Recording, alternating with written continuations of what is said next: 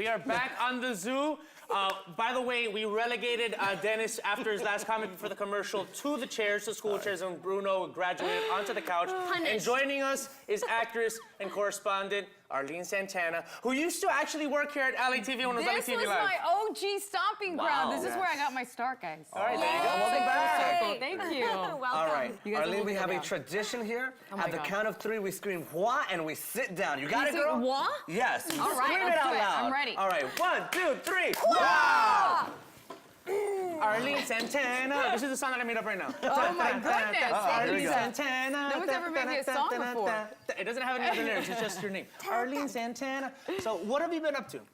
Well, I just participated in a competition called Crash the Parties that Voto Latino and Fuse TV put together. And the competition was basically 2 people got to audition to crash the Republican National Convention and the Democratic National Convention. And I want to crash the Democratic National Convention. You got to witness history. I got to witness history, and I also got to see things from the inside out, which, you know, as a regular person, we don't get to experience politics on that kind of level, right? So it was such an amazing opportunity. I was there representing 27.3 million Latinos who are eligible to vote this year, and it was an honor to be there. We're watching there this lady explaining to you stuff about the Brave campaign, which I Yes. thought was amazing when she, you know, touched the topic about the millennials and everything.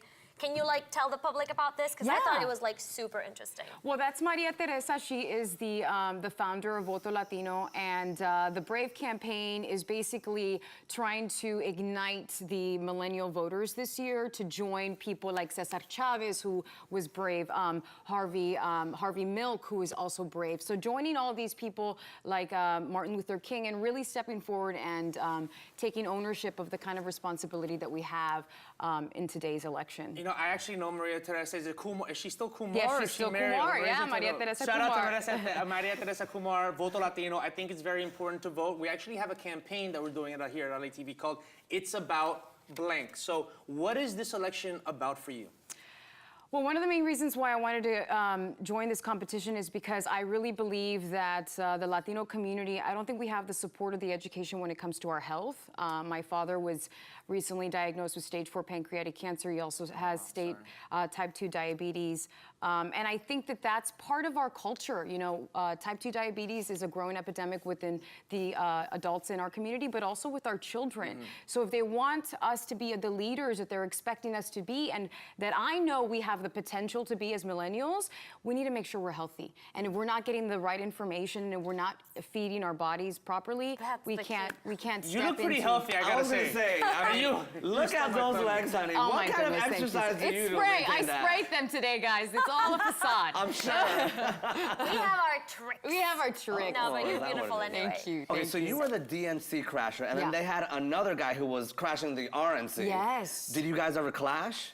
No, we never clashed, but we became friends, and we consider ourselves to be brother and sister now. He actually crashed the Democratic National Convention. What's his name? His name is James Villalobos, and he was at the RNC. You know, he crashed the last day at the DNC just to sort of wrap up the whole competition, but he's 20 years old. He crashed the Republican National Convention. He's still in college. I was like, Señor Jesucristo, que Dios te bendiga, because, you know, it was a very specific, you know, there was a very specific energy there, and it's... What did he say about it?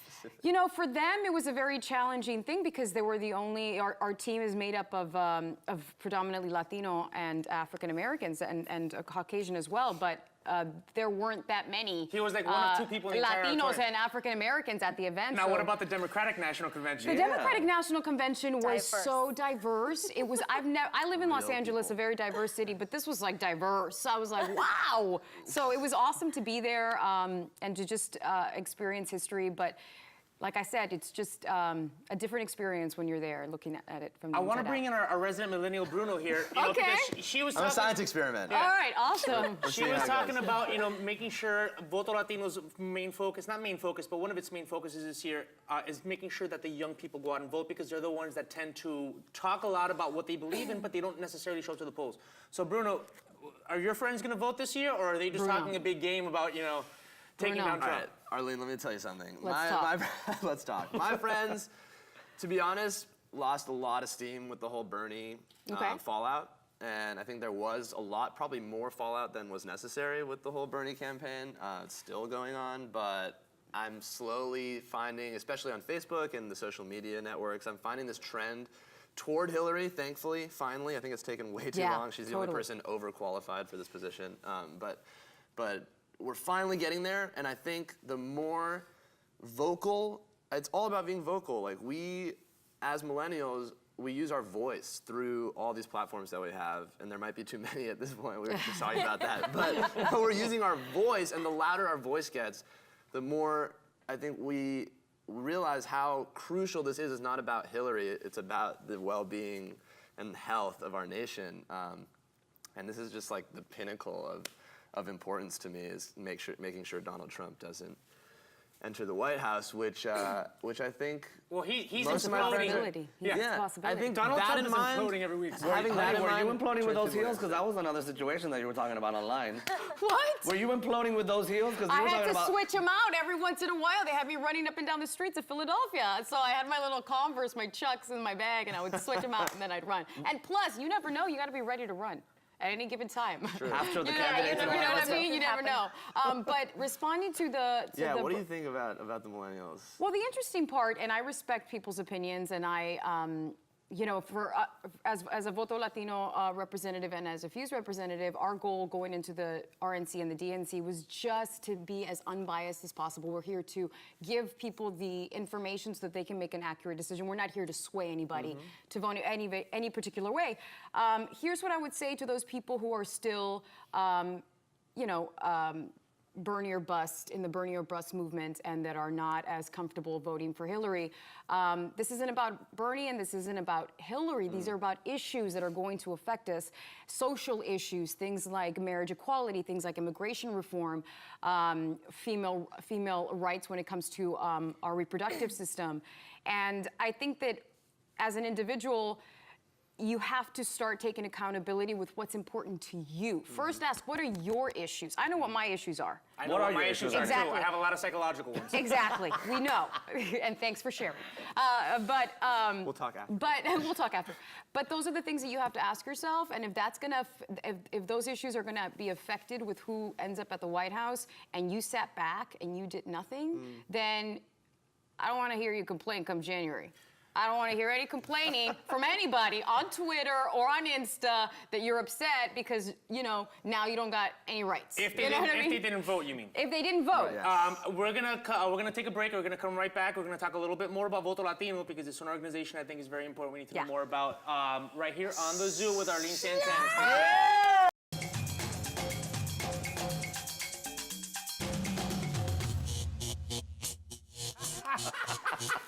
Dennis, you're always having fun. Dennis, do you dance everywhere you go, right?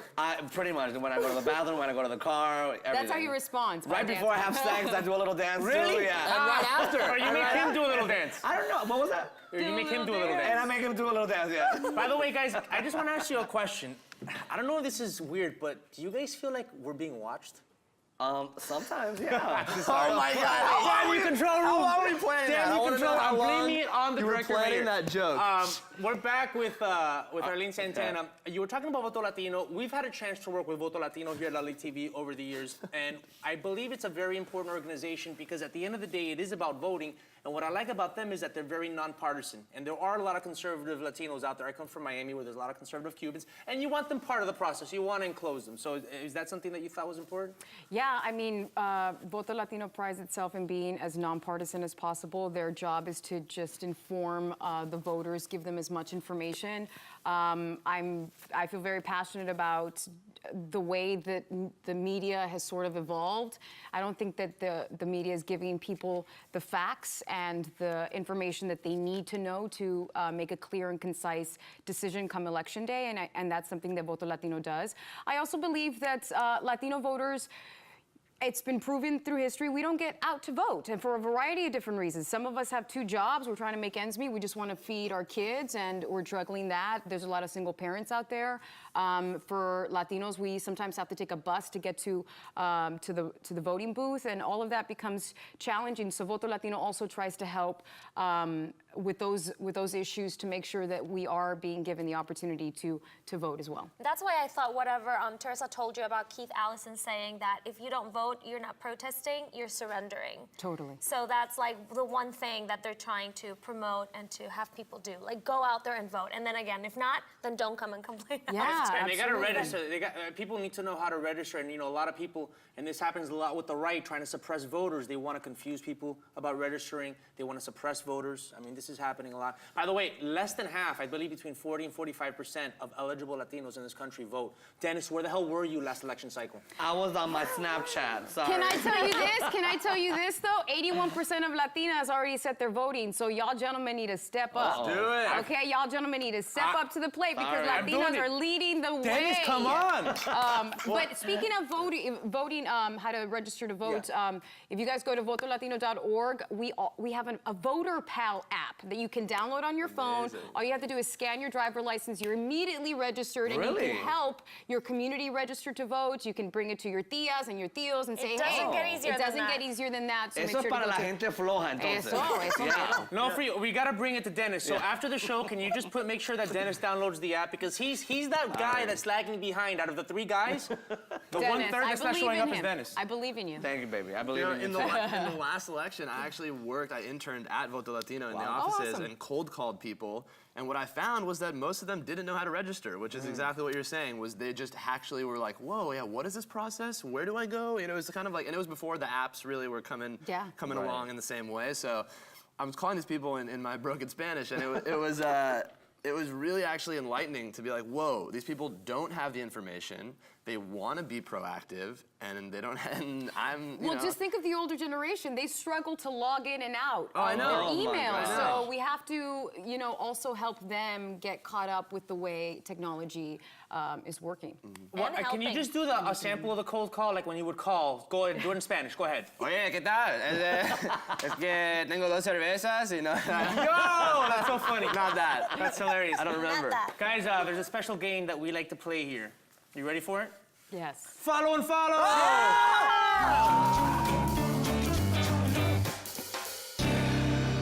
Medicine this morning.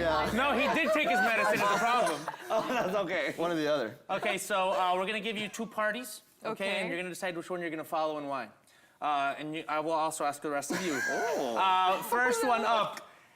The city of Irving, Texas versus the clock boy, Ahmed Mohammed. You know about the clock boy, do know about the the young man who built the clock. It sounded like a ticking, like a Oh, clock, yes. but people thought it was a bomb because, of course, a Muslim boy would have a bomb in his or did he know better? Was he trying to incite a situation? Ooh. Arlene, who are you following?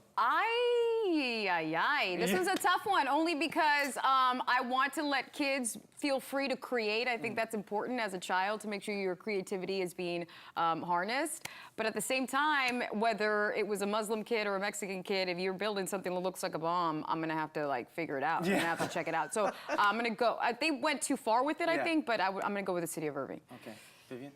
Yeah. How old was he? He's about 13, 14, 15. Yeah, no. I mean, I don't know. I think the stereotype of the Muslim boys, it's very harsh on them right now. I probably go with the boy. I don't think he meant wrong. I mean, at the end of the day, it was a clock. Right. It But it looked like, you see, it looks like a bomb. Maybe he was being smart and he's like, I'm gonna prove a point. Maybe which he was which a I give him smartass, points if he but- was trying to prove a point. But he's a kid. I mean, I don't Bruno, know. This is a tough one. Yeah, Bruno, you get stopped in the street and harassed because of your mustache by the authorities. Do you relate to him, or do you think that the city had a right in being suspicious? God, I'm so torn on this one, but I hard think that I'm with the kid. I'm pro creativity. I'm pro freedom of speech. I'm pro expression. Right. So Radical expression. Yeah, Like well, they teach you at Lightning in a Bottle, depends, Burning Man. depends Dennis. Likewise. I feel bad for the kid. I mean, sometimes when you're young, you do stupid things, and maybe he did this and he didn't realize the consequences. Dennis, you didn't do any stupid things when you were young. That's why you're doing them all now when you're an adult, okay? Exactly. Second party, the Republicans versus Evan McCullen, who's a Republican, and he's saying that he's throwing his hat in the ring to run as a Republican. By the way, I've never heard of him before this. Because a lot of Republicans don't want to vote for Trump, so he's trying to replace Trump. Or the Republican Party, are they correct in saying, no, this is who we nominated, we're just going to have to write it out until he loses? I'm gonna go with Evan. Okay. Let's get him in there. I'm gonna go with Evan. He's a CIA agent. I don't care like who he is, whatever.